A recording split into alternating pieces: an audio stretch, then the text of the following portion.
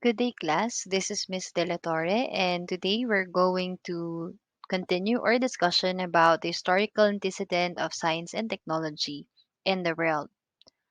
Last time, we already talked about the three age system, okay, where we made mention that first it was proposed or started by Christian Jurgensen Thompson, a curator from the National Museum of Denmark, Copenhagen. Okay, and he identified that there are three distinct age, okay, or period when it comes to the tools, okay, that can be drawn during the olden days, okay. That includes the Stone Age, the Bronze Age, and the Iron Age. We also mentioned that the different three-age system period is still further enhanced when it comes to its identification by John Lubbock, de Mortillet, and John Allen Brown. First, John Lubbock, okay, divided the Stone Age into the Paleolithic and Neolithic period because he noted that there seems to be a cultural evolution of tools starting from chipped under the Paleolithic period to a polished one from the Neolithic period. Okay? John Allen Brown, on the other hand, coined the term Mesolithic. He's the one who stated or gave the term Mesolithic, whereas the Mortile is the one who identified the transition period between the Paleolithic period and the Neolithic period. Okay?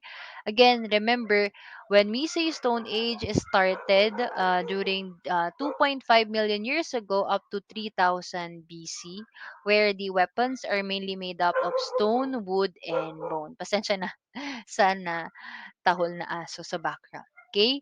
Anyways, always remember as well that these are only based on the technological advancement, not on the actual date ranges. Okay?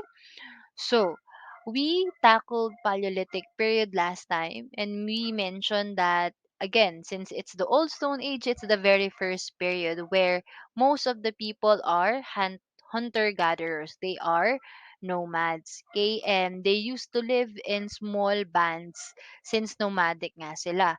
It's divided into the lower, middle, and upper periods. When it comes to the lower Paleolithic period, we mentioned that it is the Australopithecus and Homo erectus who are freewheeling, okay, during this time. The development of simple tools, okay, coming from stone such as core and flakes, are evident, and these are used in hunting and gathering food. Okay, after the lower Paleolithic period come the Neanderthal man, which is the caveman. Okay, since this time, okay, it's already the ice age. Okay, we needed to survive, and Neanderthal man was able to sew clothes, okay, for covering, okay, and for protection using the fur or the skin of the animals they have hunted and sewed it using bone implements. Ibig sabihin, they use what? They use needles drawn from the bones of the animals they've consumed, and this is also the time when fire is already discovered, okay, and still the stone tools are quite innovating as well. It's finer than before. Cultural development seems to occur in this period because during this time, um, a little, like religious practice has been noted because the Neanderthal man is already capable of painting the dead, okay, before they bury, okay. And then next is the what? The upper Paleolithic period where from Neanderthal, we already had the Cro-Magnon man. And a lot of things occurred in this period actually. It's very, very interesting. Una sa lahat, sabi ko nga sa inyo, may mga marunong na magsuot ng bling-bling during this time, no? Bling-bling in a way that they already know how to come up with bone ornaments, okay, for aesthetic purposes or for cultural purposes or for personal identification. That is something we can denote of, okay, but not 100% certain actually. Um, we already saw development of art through cave paintings and drawings like this one on in here.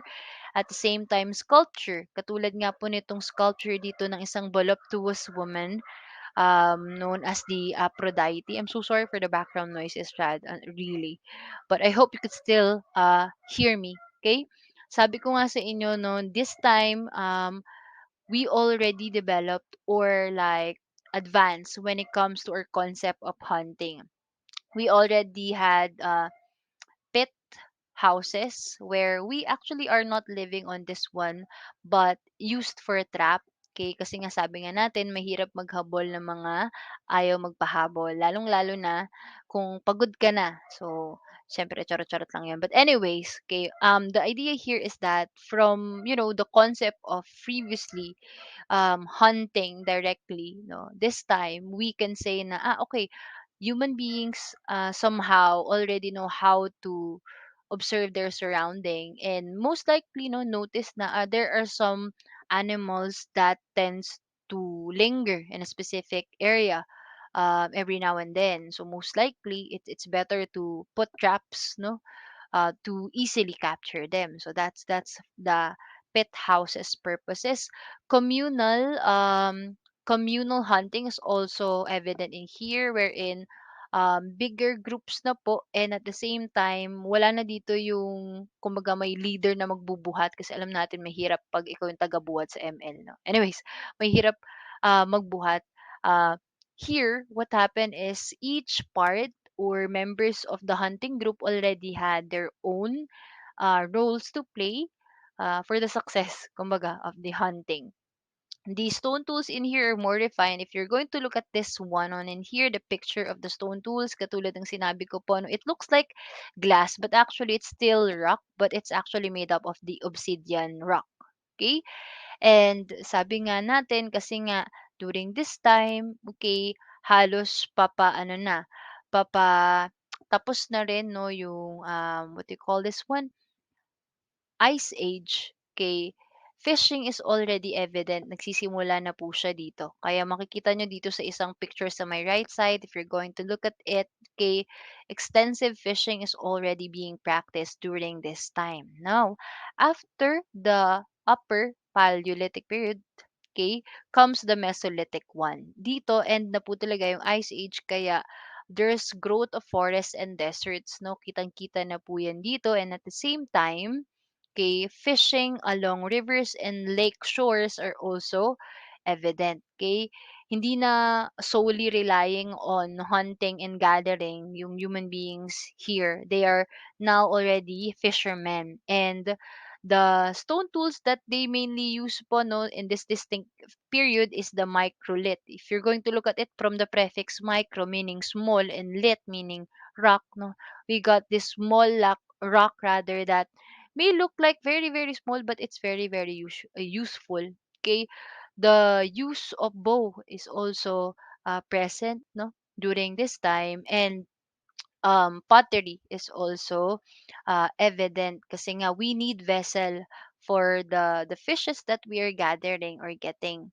Now, come the new Stone Age or the Neolithic period, the cultural and technology development happen or is evident in the agricultural sector. Why? Because this time, agriculture is already present and being practiced. Thus, human beings already know how to settle na.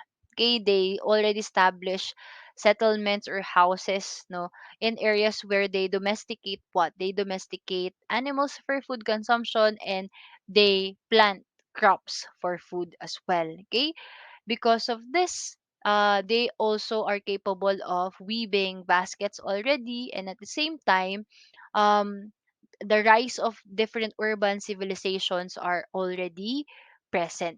Okay, and chiefdoms are starting to grow in here because again, since marunong na silang magsettle dito, okay, they needed someone to lead the group, okay, within a specific area. But again, no, katulad din ng sinabi ko last time, not all are willing to cultivate crops, to domesticate animals. Kaya invasion of one community to another is already starting during this period. So dito pa lang na meron ng invasion for uh, to get others resources. So kaya kailangan talaga ng leader or chiefdoms or chieftains. Okay? Stone tools in here are more refined in a way that they are not only used for hunting and gathering. Stone tools in here are still used, but for agricultural purposes as well. Like for example, for like tending the crops, the soil for planting. Okay, so the end of the Neolithic period was marked by the discovery of the concept of smelting. It was discovered actually by Sumerians of Mesopotamia, and because of this, no, um really it's a game changer, because moving forward they are no longer using stone tools but instead tools made out of bronze. Saan nga ba gawa yung bronze? Actually, bago yung bronze, na-discover na nila yung copper. Okay, itong makikita nyo dito yung copper ore, that is where they extracted copper. Okay, and then the other one on the right side, that's a tin ore.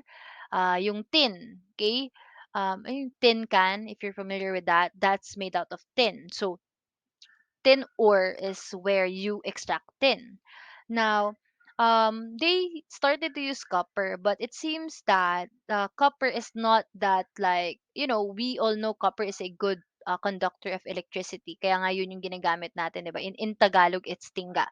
Yun yung ginagamit natin sa mga electrical wires natin. But it's not that durable as bronze, right? Like, may nakita ka ba na, or have you ever encountered any weapons made out of copper? Like, 'di ba wala namang masyado, right? Because it's quite malleable. Malleable meaning malleable and ductile. It's very easy. It's quite like it's a soft metal, if I may say.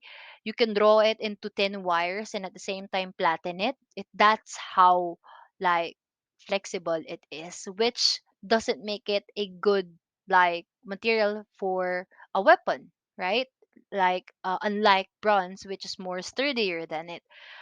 They actually discovered bronze by like, paano nga ba siya nade-discover or nabubuo? It's actually an alloy of copper and tin. If you, like, mix copper and tin together, you'll get bronze. Okay?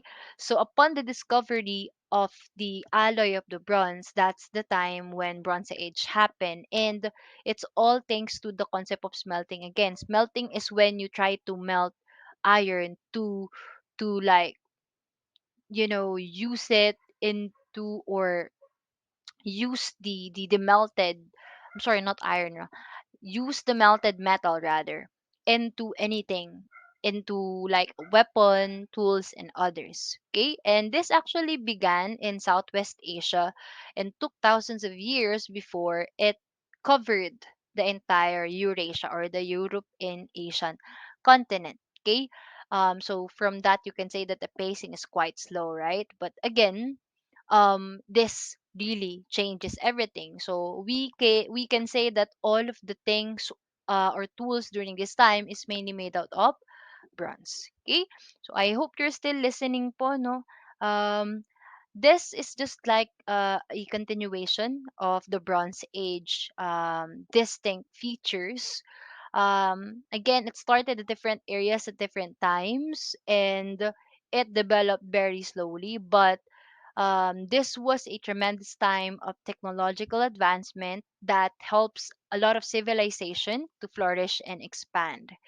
So the civilization, or the country, are actually written on the left side of the slide, and the distinct key things related to bronze is in here in the right side. Okay, bronze Bronze Age reached near in the Middle East in 3769 BC or 3769 BC, in Bohemia in 3500 to 3001 BC, in the Indus Valley, where tools, weapons, statuary, jewelry, and toys are made out of bronze in 2500 BC, and in China, tools and weapons are already made out in bronze come 2400 BC. In Europe, the stone tools are replaced with bronze by 2300 BC.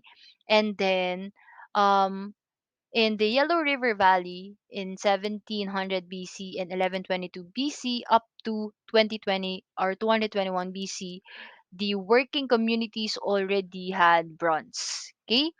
Now, in Mycenaean civilization, 1650 BC, doon sila nagkaroon ng bronze or the Bronze Age reached it.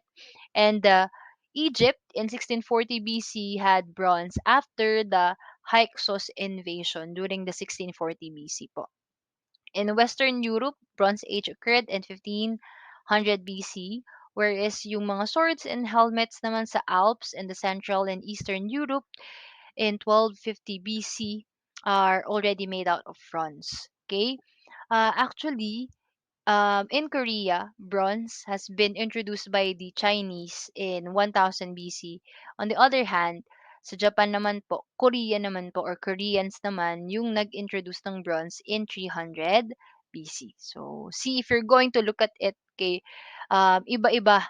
Okay, iba-ibang area at different times yung expansion or pag-spread ng Bronze Age. Now, when did it end? When we're able to innovate or develop our smelting pits. Smelting pits are ito po, no, yung kung saan po ginagawa yung process of smelting where we are melting metals. Okay? When we're able to come up with smelting pits capable of withstanding very, very high temperature, that's the time when we're able to extract iron from iron ore. Okay? And since then, we're able to produce a lot of tools and including iron articles po, okay, made out of it.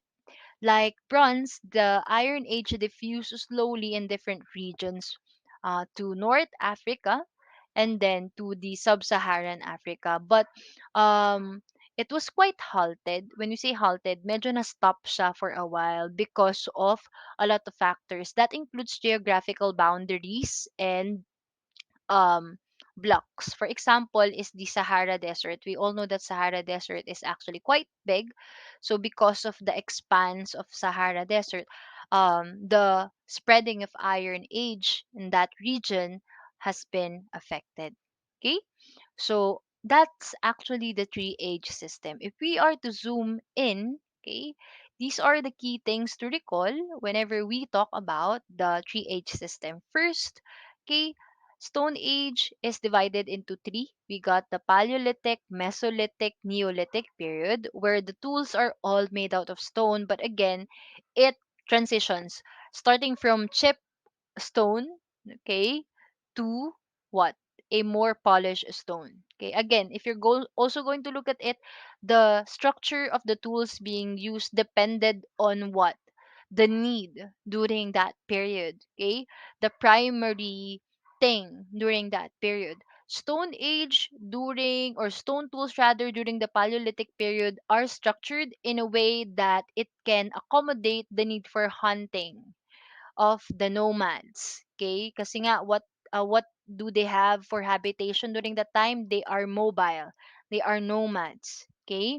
Whereas the stone used in the Neolithic period, okay, it's what? It's more polished and at the same time it is not used only for what? Hunting and gathering, but at the same time for farming as well. Okay? The economy, if we are to check for Paleolithic and Mesolithic period, it's hunting gathering. But in the Neolithic period, it has transitioned into what? Into the agriculture. Agricultural revolution occurred during this period. Okay? We already know how to fish and to domesticate as well. Okay? Animals for food and plant um, crops for food as well. Okay? The society during this time, okay, from band of vegetarians and hunters during the Paleolithic period, nag-transition tayo into tribes and bands, okay, during the Mesolithic one. And then later on, yung tribe, it further expanded and had chiefdoms or yung mga chieftains, mga kapitan, mga leader na tinatawag during the Neolithic period. Okay? And then in the Bronze Age, katulad nga ng sinabi ko kanina from the term itself, bakit ba siya Bronze Age? Kasi nga the tools during the period is made out of bronze, whereas in the Iron Age is made out of iron. Okay, the economy is agricultural still. They are using or they are practicing cattle breeding, they do crafts and trade. So may trading na rin during this time. Okay? Because of the Iron Age and the Bronze Age, cities are already being formed and civilization are flourishing, okay, or expanding, growing. That follows what the formation of states. So I hope that is clear now when it comes to the uh, the Stone Age, the Bronze Age, and the Iron Age. Now let's talk about the Middle Ages. This occurred during the 450 to 1450 AD. Okay? Class, ha, wag malilito. Ang dating niyan parang ang taas-taas ng number starting mo sa BC, pero pagka papunta ka na sa AD, papaliit yan ng paliit hanggang ma-reach natin yung time na again when Christ is living. That's like the zero, kumbaga, no? Tapos after his death, doon na ulit biglang tataas yung number. Kaya don't get confused bakit 450 tapos naging 1450 AD. Okay, that's fine. That's how it works. Like from isipin niyo na lang yung sa line, ano ba yun? Coordinate system, like yung X and Y axis. I forgot the term, sorry, sa math kasi yun. Okay. But the idea where when you have the coordinate system, 'di ba? Like the left side is the -1, then you got 0 at the center, and then like positive on the other side. So, parang ganun lang din. Mataas, bababa hanggang zero, tapos tataas na ulit. So, that's the flow. So, starting with Middle Ages, it's actually divided into the dark and the high middle. Okay? So, with the dark, it's 450 to 1000 AD. And with the high middle, it's 1000 to 1450 AD. Now, these are the succeeding slides the succeeding slides rather, is going to show you the major development of science and technology in different parts of the world. First, we're going to talk about China. Katulad nga po no ng common nating sinasabi na, but ang daming made in China and stuff. Um, Actually, no, kahit nung unang panahon pa lang or during the Middle Ages, ang dami na rin talaga nilang ganap sa life. Ang dami na nilang contribution. No? No doubt na up until today, a lot of things are made out from China. Ano nga ba yung mga bagay na we are able to use because of them? Una is irrigation system, no? China during the Middle Ages had a concept of irrigation system already using like wooden panels, okay, so that they can transfer or like guide the flow of water within their rice paddies, okay? On the other hand, they also got the water-powered mechanical clock. Okay, so 'di ba imagine they already have the concept of um, like using hydroelectric power or or water power kumbaga. And then at the same time, the concept of mechanical clock is already present. Now, they also had horse collar used. We all know that again, agriculture is prevalent during this time. So, horse collar is actually a product of China. Water power, and not just simply in the mechanical clock, but at the same time for metallurgy, they use that one as well. And the seismograph, this is like their seismograph. And what is a seismograph ba? It's an instrument used to measure shaking of the ground, right, to detect an earthquake. Aside from that, actually, China also um, is responsible for the following. Okay, una sa lahat, we all know that China is the reason why we got paper, but their paper, okay, wasn't like originally or firstly used for like the purpose of writing and all. Okay. Um Mainly it's used for wrapping things, okay? And later on na lang nila na-realize na, okay, we can use it for writing, we can also use it for currency. No? Pero later na yon, later na part na siya. Okay? They also actually, no, printing press is already evident during this time on their end. Wheelbarrow kasi nga agricultural pa rin naman tayo during this time. And the production of gunpowder. Okay, okay, they're able to discover what different compounds, okay, to get, to extract, okay, and to mix together so as to manufacture gunpowder. And this definitely is a game changer. Everyone knows about it because of this.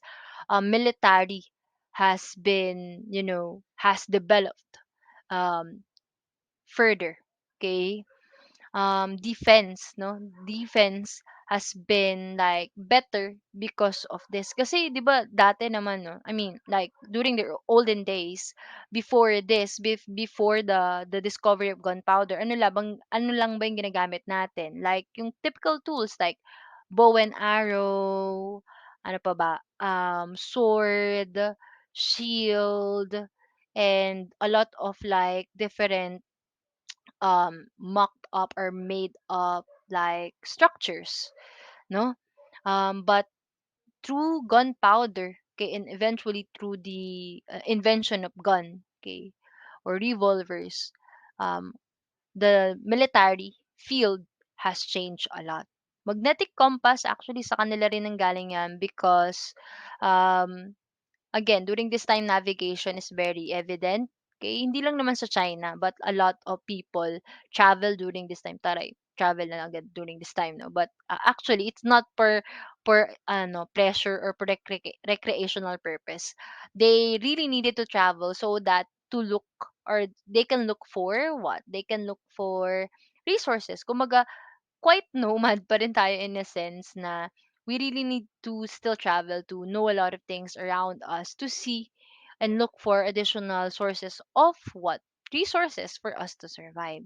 And this magnetic compass are actually, they look like fish, no, the shape are like fish kasi nga they are meant to help yung mga navigators natin. And at the same time, it's made out of iodistone, okay, kasi nga magnetic yon by nature. Okay, next is, so yung horse collar ng China, the magnetic compass, yan, the clock, the gunpowder, all of those are actually also adapted by the Europeans during the Middle Ages. Okay, pero again, hindi naman yan kumbaga after ma-develop ng China napunta agad sa kanila. Kasi um, if you're quite familiar with the Silk Road, no, na tinatawag, kasi uso nga yung trading during this time, palitan ng produkto sa bawat lugar, okay? Silk Road is like a path that connects China, of course, saan ba? Sino bang number one sa silk? China, no? China and other parts of the world. Okay? Kumbaga yan yung common na daanan ng lahat ng mga traders from different parts of the world. And since nga, no, na when we do trading, a lot of people are like getting into that. Like for example, parang pupunta ka sa palengke, 'di ba? Sa palengke ang dami mong makikita doon, 'di ba? Doon nagsama-sama lahat ng may magbebenta or may maibebenta na product na maiti-trade. So, that is where they're able to know na, okay, China pala has this one and it's very good and we can try to adapt it and use it. Kaya, whenever like travelers from Europe gets into China, that's the time they're able to get information. But again, that's not like very very fast. Okay? It took quite some time.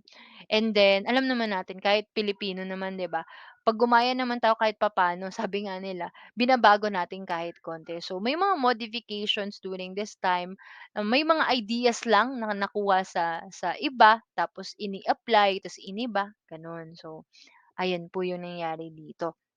Europe are also known for lenses with spectacles. Alam mo yung parang yung mga salamin na wala naman silang parang mga anong tawag dun, yung nilalagay sa gilid sa tenga to support it. Pero, siyempre matatangos yung mga ilong ng mga European, so I don't think kailangan nila yun. Kumbaga yung support na nasa cartilage na ng nose bridge nila, sana all 'no. Anyways, ayun nga po, the lenses that they got is just like that tiny one that you can just clip sa nose bridge mo for, of course, for reading purposes. Okay.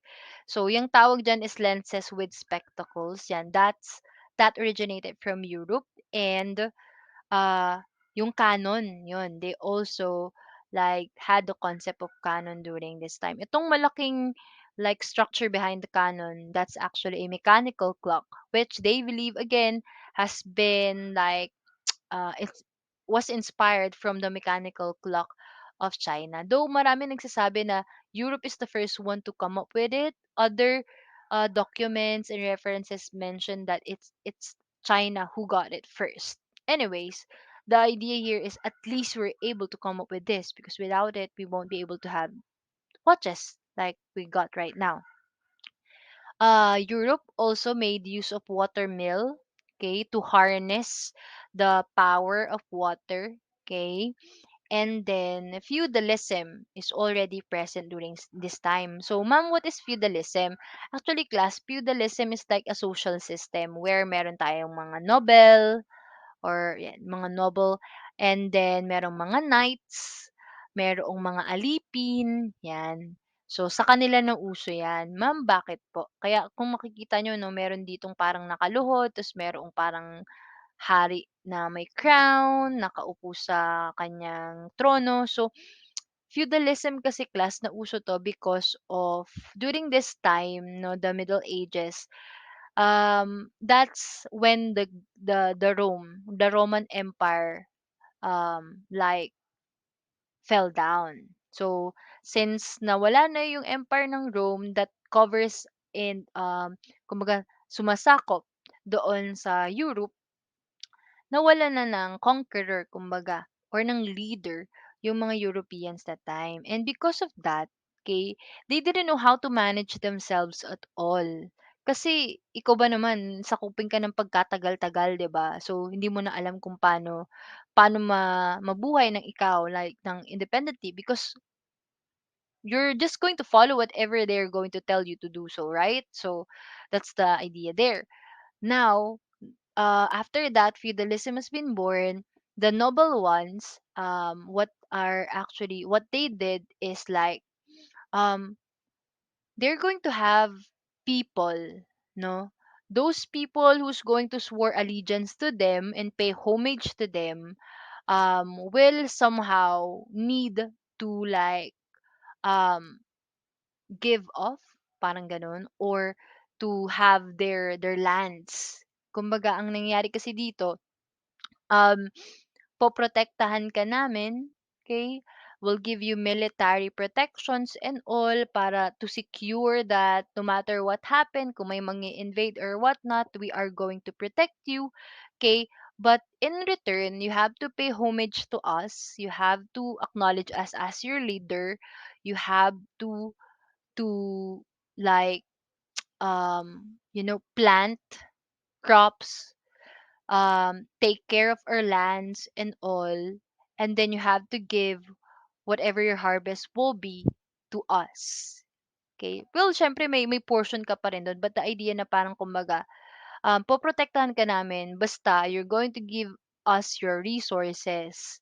You're going to work on your land and the products of your land should be given to us, though a share will be given to you, parang gano'n.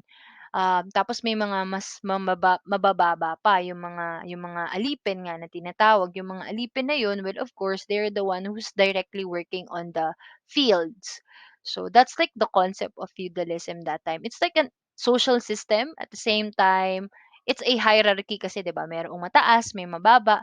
And economic in a sense na yun nga, kumbaga may resources na may palitan. I'll take care of you, you take care of me. Pero parang, alam mo yun, parang medyo lugi ka sa part kung ikaw yung poprotektahan. But anyways, well, that's I hope you get that the context, no. That's how feudalism works. Okay, in Europe as well, okay, during the Middle Ages nauso din po yung mga cathedral school. So dito makikita natin that education is already given, an eye. Okay? Halimbawa po yung mga universities such as yung Oxford, Cambridge, yan, St. Andrew, all of those and others were still actually built and open, operating today. Dun po yan nagsimula, no, during the Middle Ages. the concept of their medicine during this time is actually not as scientific as we may think, no? Naniniwala pa actually sila sa superstition and dogmatism during this time. Yung diagnosis nila, when it comes to diseases, limited lang yun sa urine inspection. And pagdating sa medical therapy nila, yung mga different ways they imply or use are magic, prayer, charms, faith healing, and using of different herbs. So, 'di ba? Medyo superstitious pa sila during this time. Also the thing that we always associate medieval period, no, sa Europe is yung pong nangyaring death, Black Death na tinatawag, no. Almost the entire Europe na wipe out during this time. Ano nga ba yung nangyari dito? This one here is the plague doctor, no? Others, katulad nga po ng common na ginagawa ng mga, lalo na ng mga bata nowadays kapag Halloween, no, they mimic this costume, no. Actually, ito ay PPE, okay? Kasi po, yung Black Death, kaya siya tinawag na Black Death is because the patients who's suffering from this specific disease um, had this blackened spots or portions of their body na parang nasunog. Actually, it's due to an infection. Ang tawag po nun ay bubonic plague. It's caused by Yersinia pestis. It's a bacteria that is actually na-carry lang ng isang vector or carrier. Ang carrier nito is yung fleas or ano bang tawag nun, pulgas ba siya? Parang gano'n sa Tagalog. Pulgas hindi ng aso ba't ng daga. So yung fleas, okay, it is within the rats. Eh, during this time kasi 'no, yung hygiene in the community is not prevalent 'no. Hindi pa uso dito yung maglilinis, yung magtatapon ng basura sa tamang basurahan. So, alam naman natin 'pag madumi, anong marami, maraming daga and yung mga daga nila merong mga fleas and yung fleas, they just so happen to have Yersinia pestis within them. And ayun, yung mga fleas pa naman, they are really good jumpers 'no. Kumbaga kung iko-compare mo 'yan sa tao 'pag tumalon 'yan, floors yung taas nung talon niya. Thus, the transmission has been very, very easy, okay. Kaya sobrang dami ng tao ang namatay during this time kasi nga, kapag nakagat ng sorry, ng flea, what happen is the bacteria gets into their bloodstream and then ayun, the symptoms is like feverish flu type but later on yung pong tao or yung pasyente will develop like blisters of some sort, parang gangrenic features that looks like blackened or parang nasunog kaya parang ang dating nga, kaya nga siya tinatawag na black death, no? So again, it's all due to sanitation issues. Kaya nga and hygiene. Kaya nga sinasabi 'no, um, it's very important to practice proper hygiene to avoid pandemics like what we've had right now. Kasi it really plays a major role po. Okay? Next naman is sa India. Sa India, it was known for metallurgy. No? During this time, metallurgy was developed in here and um, at the same time, ito po yung mga distinct contributions nila, no? Sa mathematics, square root, linear equations, use of zero and decimal place values. Actually, sa kanila yun nanggaling. They're able to come up with calendar systems where a year is equivalent to 12 months with 360 days. Pagdating sa medicine nila, we all know no sila yung kilala sa Ayurvedic or Veda, Ayurvedic type of medicine where they believe in holistic health na for one to be healthy, it's not enough na healthy lang yung physical aspect mo, but at the same time, mental, spiritual, and all. Um, they are actually advocates of natural medicine. Okay? And when it comes to diagnosis, kung yung sa Europe is just limited sa urine inspection, sa kanila naman, they are already able to diagnose things when it comes to the symptoms and appearance, no? of the patients. Informations on diseases, drugs, and astronomical bodies were also gathered during this time. Okay, and that actually is for the Middle Ages. Now, we're almost done actually. Let's talk about the Pre-Columbian America naman. Okay, class. So, again, meron pong civilization na, no, bago pa man ma-discover ni Christopher Columbus. Sabi, si Christopher Columbus ang naka-discover ng Amerika, but maraming questions pa rin dyan. But, again, in that context po, no, before the appearance, no, or the arrival of Christopher Columbus sa Amerika, meron na po tayong civilizations such as the Mayan, the Aztec, and the Incas. So with the Mayan civilization, they're actually the ancient natives of the Central America. Okay? And I don't know if you're familiar with this one. Kasi ako naabutan ko pa siya pero kayo hindi ko alam, no? Um, 'Pag sinabi kasi nating Mayan civilization, ang unang-unang papasok sa atin is yung Mayan calendar, which actually merong ngang ano yan, eh, meron niyang ganap nung 2012 kasi they believe, 'no, may kumalat na balita na according daw sa Mayan calendar, since it's going to end on 2012, kay, I don't know if it's December 12, 2012, parang gano'n. But, sabi that dictates the end of the world, 'no. Pero so far 2023 na naman, so, obviously it's fake news, okay.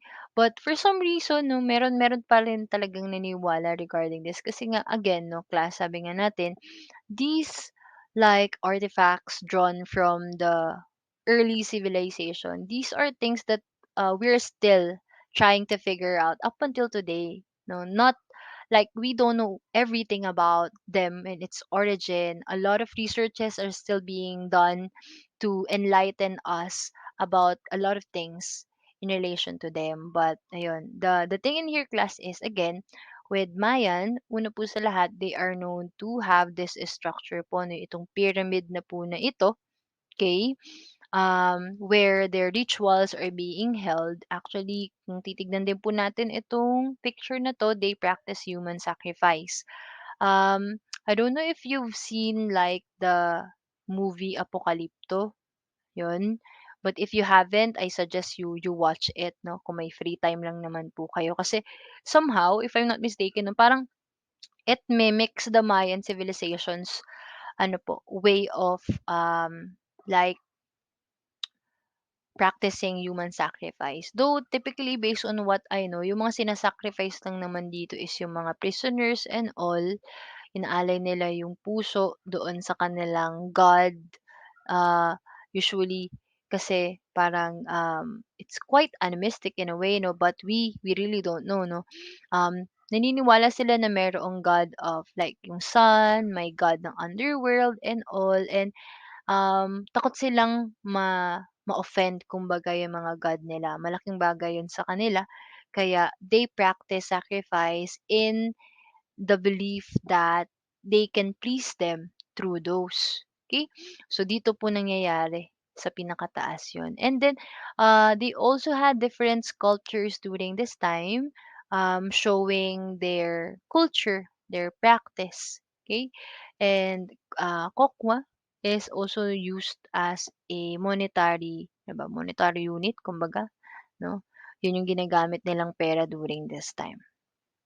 Aztec naman is a pre-Columbian Indians of Mexico or Mexico.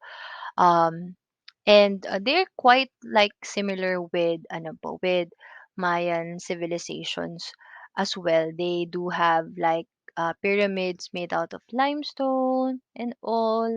They practice they do have a calendar system as well, which is very, very similar with the Mayan calendar. And then, the last one naman is the Inca. I'm sorry, it's Inca, not Mayan ha. Na-typo lang yan. Um, so, si Inca naman po, okay, they are known for their farming practices. Okay? Si Inca, they practice, what you call this one, terrace farming. Yung pong rice terraces, ayan. Sa kanila po nakita din yung ganyan, and then they also have It's distinct within their civilization. They utilize alpaca and what do you call this one? The other one. Um, they use this animals wool, okay, for garments, no? Ginagamit nila for thread, and then cultivation of avocado and chili is also evident during their time as well. Okay? So actually those are the distinct like things about the pre-Columbian America. Again, we got the Mayan civilization, the Aztec civilization, and the Inca civilization. And that ends our discussion for the three-age system up until the pre-Columbian civilization. Thank you very much, and I hope you learned something po.